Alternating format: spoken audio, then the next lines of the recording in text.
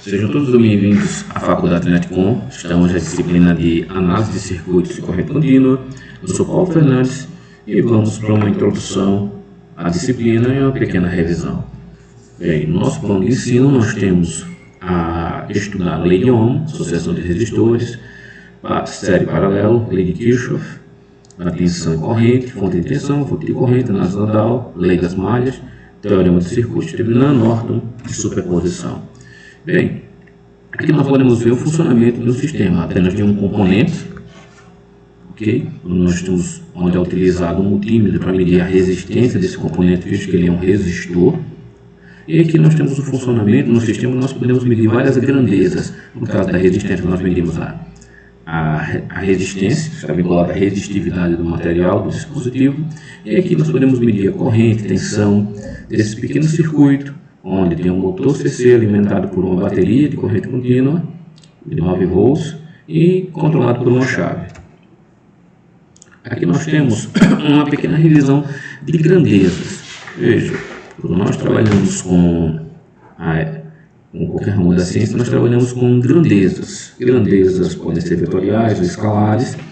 Neste caso tem um exemplo da velocidade. A velocidade é uma relação entre a distância e o tempo. Neste caso, ela pode ser dada aqui em milhas por hora, em quilômetros por hora, em metros por segundo, e é representado por um valor numérico. Aqui nós temos alguns exemplos de sistemas de unidades, onde temos o SI, no caso do peso, nós vamos ter o quilograma, força em Newton, temperatura em Kelvin, a energia em Joule e o tempo em segundo, como temos também outros sistemas de medida, como o MKS e o CGS. Aqui nós temos uma comparação, onde você tem jardas, metros e pés. Okay? No caso de força em libra, no SI-MKS usa o Newton, a massa, o slug. No MKS, no SI usa o quilograma. E também para a temperatura e energia. Veja, apenas uma curiosidade. Atualmente o metro é definido como referência à velocidade da luz do vácuo, ou seja, aproximadamente 3 vezes 10 a oitava metros por segundo. E o quilograma é definido como uma massa igual a 1000 vezes a massa de 1 centímetro cúbico de água pura a 4 graus Celsius. O segundo é definido desde 1967 como sendo igual a 9.192.631.670 períodos de radiação eletromagnética emitida em uma determinada transição do átomo de Césio. Então, utilizado o átomo de Césio, a transição dele, como referência ao segundo. Uma coisa interessante é nós pensarmos em arredondamento, para que não cometamos o erro de arredondamento. Então, veja, como se arredonda geralmente? Você vai arredondar, por exemplo, de 3 para 2 casas. Se o número, o último número, ele for acima de 5, você arredonda para cima. Se ele for abaixo de 5, você arredonda para baixo, deixando o próprio número que está. Por exemplo, 3,186, o número 6 está acima de 5, eu posso arredondar para 3,19. Se ele estivesse 3,4, ele continuaria. Aqui eu tenho 3,199, 9 está acima de 5, posso arredondar para 3,2. E isto é o símbolo da aproximação. Vai depender do número de casas decimais que eu quero representar. Nas potências de base 10, são como nós sempre utilizamos, é interessante nós termos essa ideia de potência de base 10. Veja, 10 elevado a 0 é igual a 1, porque daria um número dividido por ele mesmo. Assim como 10 elevado a 1 tem apenas 1 aqui no índice, indica apenas um 0. 10 elevado ao quadrado, 2, indica 2 zeros. Ao cubo, 3 e assim sucessivamente. 1 mais 3 zeros, 1000. 1 mais 2 zeros, 100. 1 mais 1 zero, 10. Ok? E aqui eu vou ter 1 dividido por 10, que nada mais é do que 0,1. Veja, eu tenho um 0, uma casa, vírgula, 1. Aqui eu tenho 2 zeros, 1 dividido por 100. Veja que eu tenho 2 zeros antes de 1, 0,0. Mesma coisa em 1000 e em 10.000. Que também posso representar em potência, como 10 elevado a menos 1 para 0,1, 10 elevado a menos 2 para 0,01 e assim sucessivamente. Então, o número de casas que eu vou contar ou de movimentações da vírgula vai depender do meu índice, seja ele positivo, seja ele negativo. Aqui tem algumas relações que nós podemos utilizar, ok? 1 sobre 10 elevado a n, são as propriedades na potência, é 10 elevado a menos n. E 1 dividido por 10 elevado a menos n, é claro que vai 10 elevado a n. Aqui nós temos a propriedade também da multiplicação, 10 elevado a n vezes 10 elevado a m, 10, você repete a base e soma os expoentes. No caso da divisão, você repete a base e subtrai os expoentes. No caso da potência de potência, você repete a base, que é 10, e multiplica os expoentes. Ok? Então você tem todas essas relações. Você pode também trabalhar com uma relação de número fixo, de ponto de vírgula, caso a vírgula seja fixa, então ela vai continuar sempre no mesmo local. Então eu vou considerar as mesmas 3 casas decimais, está vendo? Nesse caso, neste caso, nesse. Ou ela pode ser flutuante. Como ficaria? Eu vou aumentar meu número de casas decimais não apenas para 3 casas decimais, mas para quantas casas sejam necessárias ser utilizadas. Apenas isso, uma coisa muito simples. Uma outra forma de você usar é você usar a notação exponencial para indicar que aquele número está elevado a uma determinada potência, seja ela positiva ou negativa. Nesse caso, 1 sobre 16, 6,2 vezes 10 elevado a menos 2. Tem um exponencial menos 2. Ou 2,3, 2.300 dividido por 2. Eu teria 1.150, nesse caso 1,15 vezes 10 a terceira, coloco a terceira. Algo bem simples, que pode ser de ajuda em alguns livros que você possa consultar. Nós temos também as referências entre os prefixos no SI e os símbolos. Por exemplo, nossa unidade é metro, assim seja. Então, 10 elevado à terceira do metro, que é 1.000 metros, você vai ter 1 quilômetro, 1 quilômetro. Então, 10 elevado a 6 mega, 10 elevado a 9 giga, tera, 10 elevado a 12, a 15 penta e a 18 hexa. Então, aqui eu vou ter também os submúltiplos, se eu tiver o próprio número dividido por 10 elevado ao quadrado, ao cubo, ou seja, 0,001, então eu tenho mili. Aí você vai ter miliampere, miliohm, milivolt. Se for 10 elevado a menos 6 dividido por 1 milhão, eu terei micro. Por 10 a menos 9, nano. Por 10 a menos 12, pico. Por 10 a 15, femto. E 10 a menos 18, ato. E aqui nós temos alguns símbolos, como vocês devem conhecer. O símbolo diferente, maior que, muito maior, menor que, muito menor, maior ou igual, menor ou igual. Aproximadamente, somatório, valor absoluto, que é o módulo. Portanto, por definição, razão definida entre A e B, certo? E proporção definida, ou seja, A dividido por B que é igual a C dividido por D. Veja, nós precisamos também entender essa revisão que é corrente e o que é tensão. Okay? Então, se nós pegarmos um átomo, qualquer tipo de elemento, você vai ter um núcleo, você vai ter elétrons girando ao redor dele, chamada eletrosfera, e vai ser considerada apenas a última camada, chamada camada de valência. Okay? Qual é a força que esse elétron ele pode fazer se tiver uma outra carga próxima a ele?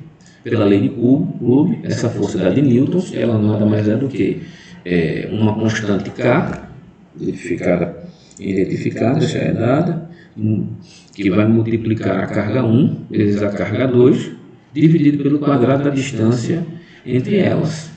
Ok? Então, o que acontece? Se eu tiver que esse elétron ele se movimenta de uma região para outra, ele sai de um átomo para outro átomo, então esse meu átomo original ele ficou mais positivo. E o átomo que está recebendo essa carga eletrônica, que é uma carga negativa, ele fica mais negativo, ele fica mais negativamente carregado. Então houve aquilo que nós chamamos de íon.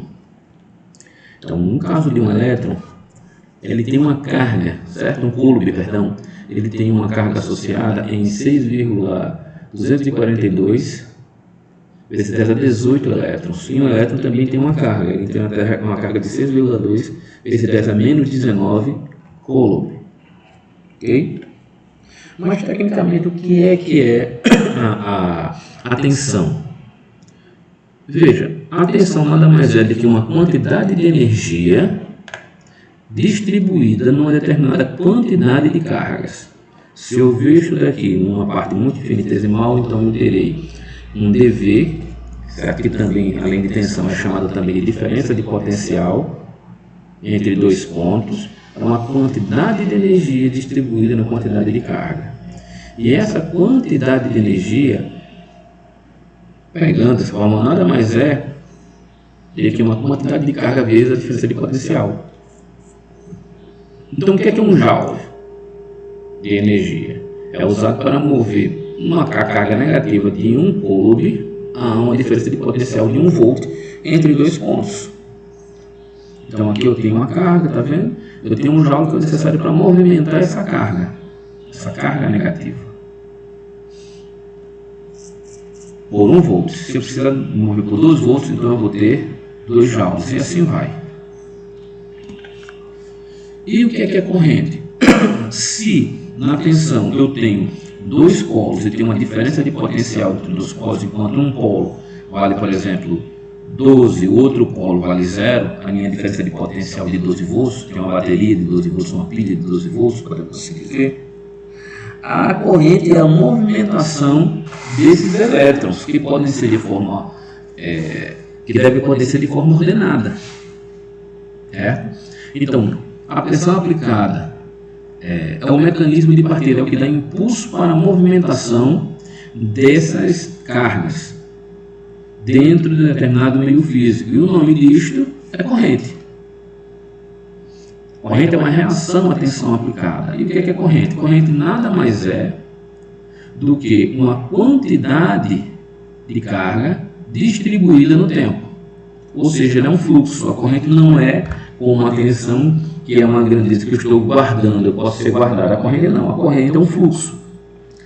Então, eu preciso entender que a corrente deve ser entendida como fluxo. Então, para isso eu pego um plano imaginário, faço um corte, por exemplo, num fio e vejo qual é a quantidade de elétrons que passa, quantidade de carga, que passa por esse plano imaginário por segundo. Nisto eu vou ter corrente. A partir daqui eu tenho que a carga vai ser a minha corrente vezes o tempo, e o tempo é a minha carga dividida pela corrente. Tá bom? E aqui nós temos também uma coisa interessante que, se um coulomb passa através de um plano imaginário em um segundo, diz que o fluxo de carga da corrente é de 1 ampere. Então eu tenho 6,242 vezes 10 a 18 elétrons passando durante um segundo por um determinado plano imaginário, então eu tenho 1 ampere. E aqui nós podemos ver um movimento dessas cargas. Aqui eu tenho uma bateria, eu tenho uma diferença entre esse potencial mais e o potencial, esse potencial que chama de mais, certo? E o de menos, então eu vou ter um potencial mais carregado e outro menos carregado, eu tenho uma diferença entre eles, e aqui eu vejo a circulação real da corrente, onde ele sai desse polo negativo para o polo positivo. Nós sabemos que nós chamamos de positivo, na verdade ele está carregado negativamente, então haveria no sentido oposto, né? Mas aqui é o sentido convencional, convencional, não real. Não, o sentido real, não convencional. Estou chamando os polos do que eles geralmente são. Mas lá, quando você vê o polo positivo, na verdade ele está carregado, essa placa está carregada de carga negativa. Eu vou sair com ele, os elétrons, saindo do polo positivo para o negativo, assim eu vou ter a corrente. Aqui eu estou vendo o sentido real, onde isso aqui está realmente carregado de carga negativa. Então esse menos aqui não é o símbolozinho mais positivo da bateria, certo? Esse menos aqui é o símbolo mais da bateria, é invertido, e esse mais aqui é o menos da bateria. Eles estão invertidos porque está mostrando a forma real de movimentação eletrônica. Então você pode ver também o tempo de vida útil. de uma bateria que é especificada em amperes, em ampere-hora, ok? Tranquilamente, que a especificação de ampere-hora é dividido pelo ampere drenado, a quantidade, como uma corrente é um fluxo, então eu estou vendo qual é o fluxo daquela quantidade de elétrons, daquela quantidade de corrente em determinado tempo. Aqui nós temos a função de descarga e especificação de ampere-hora de uma determinada célula de bateria. Veja, ela vai decaindo, cada vez mais eu tenho aqui miliampere, tem uma ampere-hora, cada vez que eu vou aumentando esse miliampere-hora vai decaindo esse ampere-hora. Aumenta o miliampere, ele vai caindo, ok? Aqui outra forma de ver também o funcionamento em relação à temperatura. Então existe um ponto ótimo de funcionamento e a partir do momento daquele ponto ótimo eu vou ter o decaimento, a quantidade desse fluxo, nesse ampere-hora, do funcionamento daquela bateria. Nós também podemos conceituar os materiais de acordo com a passagem ou não da corrente, onde nós temos os materiais condutores, isolantes e semicondutores. Os condutores perfeitos, qualquer passagem, qualquer tipo de diferença de potencial promove movimentação de cargas elétricas. No outro, a movimentação de cargas eletrônicas, cargas elétricas, saindo da camada de valência de um elétron para outro, não é possível. Assim nós temos os materiais isolantes, os materiais condutores, qualquer carga faz movimentar. E os semicondutores, que não são nem bons condutores, nem bons isolantes. Ok? E nós temos instrumentos de medidas. Para medição da tensão, nós temos o voltímetro, onde é colocado dessa forma. Eu coloco os polos deles, um em cada terminal, e vou fazer a medição. No caso da corrente, do amperímetro é utilizado, eu preciso colocar o meu circuito, preciso fazer com que o meu instrumento esteja dentro do circuito. Então a corrente é necessário que parte por dentro do instrumento e faça a medição. É interessante prestar atenção nisso. Uma característica, uma grandeza importante é a resistência. Então, no caso dos fios circulares, a resistência é dada pela resistividade, que multiplica o comprimento do meu fio, certo? E é dividido pela área da seção transversal. Se eu fizer um corte, eu vou ter a seção transversal do fio, e isso aqui vai dar a relação da minha resistência do material. E aqui nós temos algumas resistências. Veja que o inverso da resistência é a condutância. O inverso da resistividade é a condutividade. Então, materiais com menos resistividade são materiais melhores condutores. No caso, a prata é um melhor condutor, depois tem o cobre, o ouro, o alumínio, e aí vai. São os materiais que geralmente são utilizados. Então, a resistência desses materiais é muito baixa, porém a condutividade é alta. Certo? Nós temos algumas unidades de medida. Nós temos os mils, que é 1.000 é 1 dividido por 1.000 polegadas, você pode encontrar, ou 1 centímetro circular, que também são utilizados. E aqui eu tenho exemplos de de materiais, né, de fios, e eu posso ver a resistividade e o tamanho deles. Dependendo da resistividade, do comprimento da área transversal, eu vou ter que o mesmo material, ele pode ser mais ou menos, eu posso ter um fio que, mesmo sendo do mesmo material, ele pode apresentar uma maior ou menor resistência, dependendo desses três parâmetros levados em consideração. Okay? Aqui nós temos alguns exemplos das correntes máximas permitidas pela área por centímetros cúbicos e pela resistividade desses materiais. E aqui nós temos alguns tipos de resistores. Eles podem ser marcados por cores, podem ser somente identificados neles mesmos, mas eles são um material, geralmente um núcleo cerâmico envolvido por um material, promove uma resistência entre os terminais, medida entre eles. E cada material desse, é claro, tem uma sensibilidade e um sistema de cores que identifica eles, no caso desses componentes. Okay? Temos ele também sem identificação, que são de vários usos, como resistor de filme espesso, resistor de revestimento de alumínio, tem materiais também que são chamados desse tipo de encapsulamento chamado SMA. Temos vários tipos de resistores, ok? Além dos resistores variáveis, podem ser encontrados pelo nome de trim pots ou potenciômetros. Você pode controlar a tensão entre eles com a variação dessa resistência entre os terminais. E aqui está a forma de medição. Você pode medir a resistência desses materiais. Quando você pega um material como esse, basta você olhar o sistema de cores, onde preto vai ser igual a 0, marrom igual a 1, vermelho igual a 2. Então aqui, quando você conta a partir desse número 1, se é 1 é vermelho, 2, ok? Preto, 0, então 2, 0. Marrom, 1, então 2, 0, 1, 0. Então eu tenho 230 ohms. E como ele está dourado aqui, eu tenho ele, que ele vai suportar, né, tem uma variação de até 10% para mais ou para menos, ou seja, ele tem uma variação de 20%. Então eu tenho um resistor de 230 ohms com uma variação de até 20%, 10% para mais, 10% para menos. Aqui está como ler, quando eu tenho o primeiro, segundo e terceiro dígito, o multiplicador e a tolerância. Aqui nós temos, como já falei para vocês, a resistência, o inverso da resistência é a condutância, dada em Siemens, pela letra S, que é uma relação entre a área da seção transversal, como é o inverso da resistência, pela resistividade vezes o comprimento do meu fio que eu estou medindo. Agradeço a todos a participação e tenham bons estudos.